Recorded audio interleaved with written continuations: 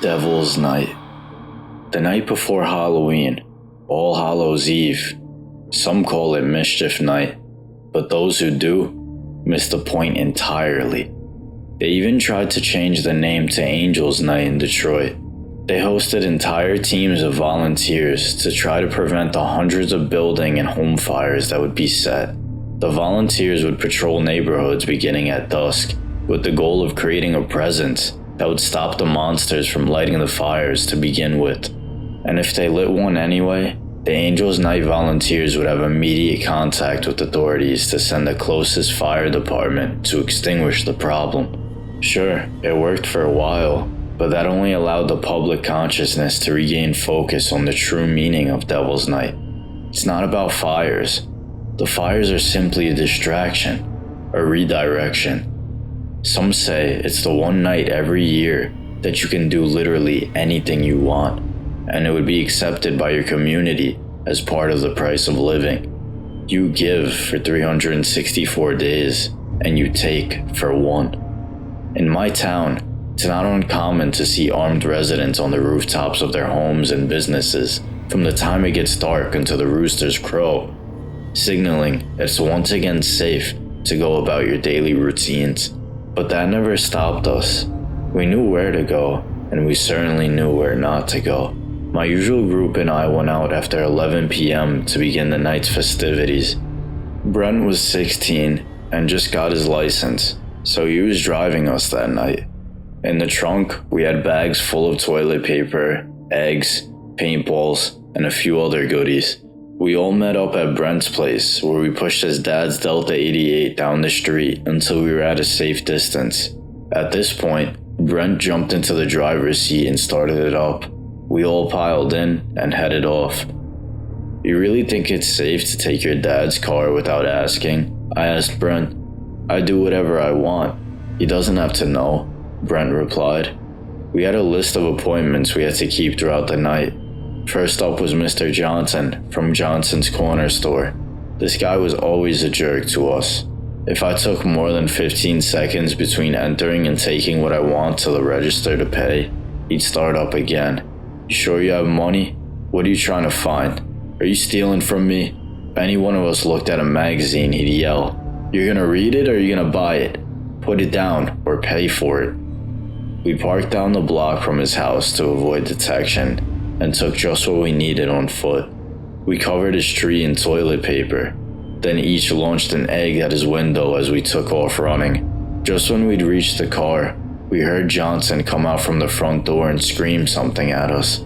I don't remember what it was, but I'm sure it was something like, "You gonna pay for those eggs?" We did.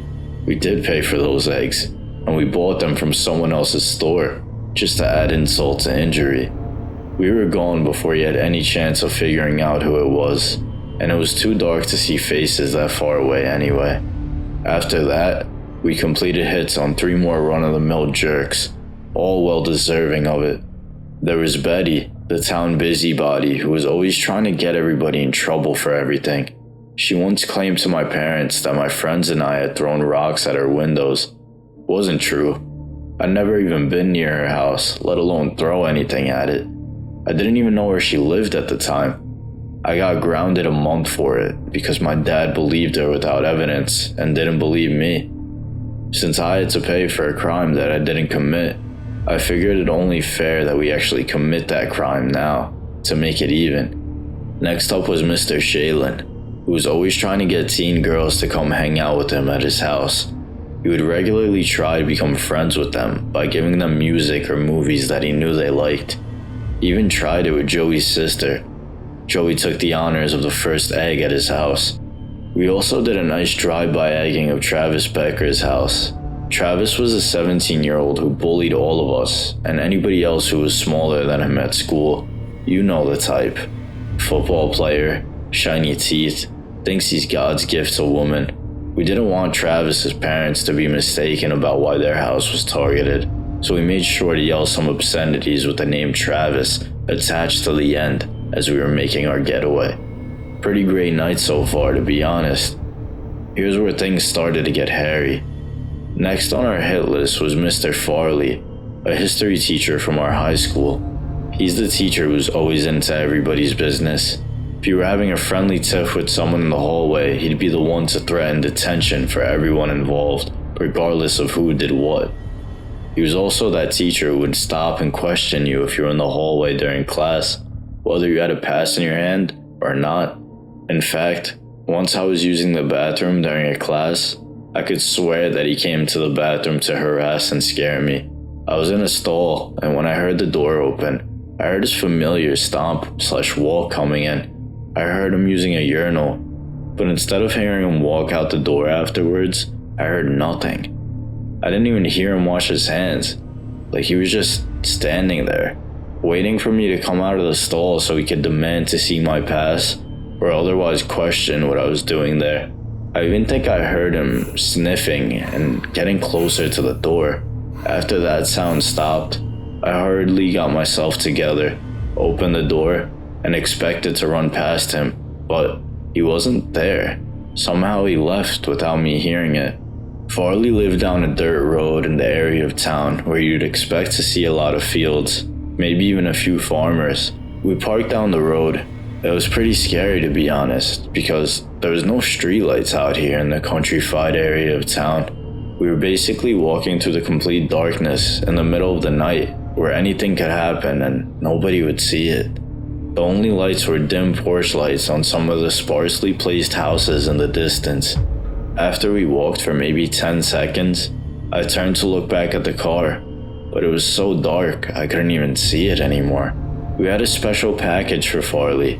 This wasn't a completely original plan, but we thought it'd be funny to see him fall for it.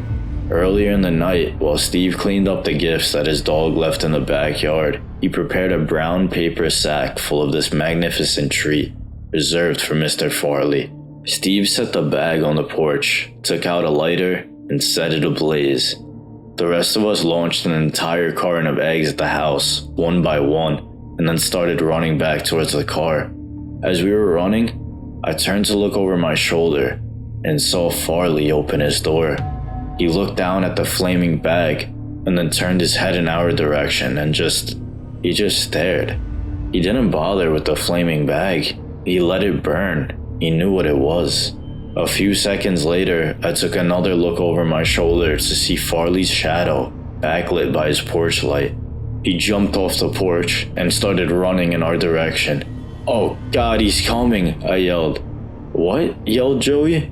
I breathed a sigh of relief when I saw the car appear to emerge from the darkness as we ran towards it. We all jumped in, and Brent started it up. As the tires were spitting up dirt and we were starting to pull away, there was a loud thud from behind. When I looked back, the rear window was splattered brown. Farley had thrown Steve's doggy bag at our rear window. "Go, go, go, get out of here," Joey screamed. We fish-sailed down the road and sped towards freedom. "Did he see any of our faces?" asked Brent. "I don't know." We were all silent for maybe 20 seconds. Our silence was then interrupted by a loud bang. Something hit the car. "What was that?" exclaimed Brent. I looked out the side window. Something was trailing us. "There's something out there," I said. "My dad's going to kill me. He loves this car," said Brent. "This car is a piece, dude," said Joey. The guys started arguing. I reiterated, "Guys, shut up. There's something following us." "What?" replied Joey. "I don't know. It looks like an animal or something." "Dude, we're doing 50 miles per hour. What runs that fast?" said Brent. Nobody answered. We were quiet for several minutes. "I'm done for tonight. This is crazy," said Brent, interrupting the silence. "Let's just go to the field," I said. The field was what we called the playground on my street. We would hang out there at night for lack of other places to go. We parked the Delta and went and sat at the table we always use. "There are huge dents in the back and the side of the car," said Brent. "That was crazy," said Steve. "That's an understatement," said Joey. "That guy's nuts," I added. "I'm dead. My dad's gonna kill me when he sees not only did I take his car without asking, but got it destroyed by some crazed lunatic," said Brent. We sat in contemplation for a few minutes. I was staring off into the distance at nothing in particular when I noticed a shape. in the darkness that appeared to be moving. "Guys, what is that?" I whispered. "Over there, it's moving." Everyone turned to look. After we all started staring, the thing looked like it realized we had taken notice of it, and it started moving faster, and it was obvious it was moving in our direction. "Run!" Brent screamed. Everyone jumped up and took off towards the car. Brent attempted to get in the car to make our getaway, but it was too late. The thing was upon him as soon as he stopped running to open the door. Whatever it was on all fours. It toppled him like he was nothing. Brent let out a scream, which was cut off only after a split second by the thing taking him into the woods. The rest of us kept running away from the car.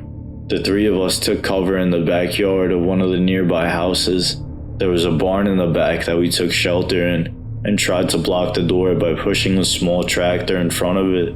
"What are we gonna do? I don't want to die," whispered Joey. "Shut up and wait for morning," replied Steve. "This is Joey. I'm finishing Bobby's story for him. I found this typed into his phone in the morning. He can't finish it himself, so I'm doing it to honor him.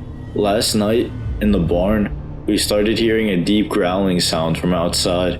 It was moving around the building and stopped in front of the door, where whatever it was started knocking quietly. We all sat frozen in place, trying not to even breathe.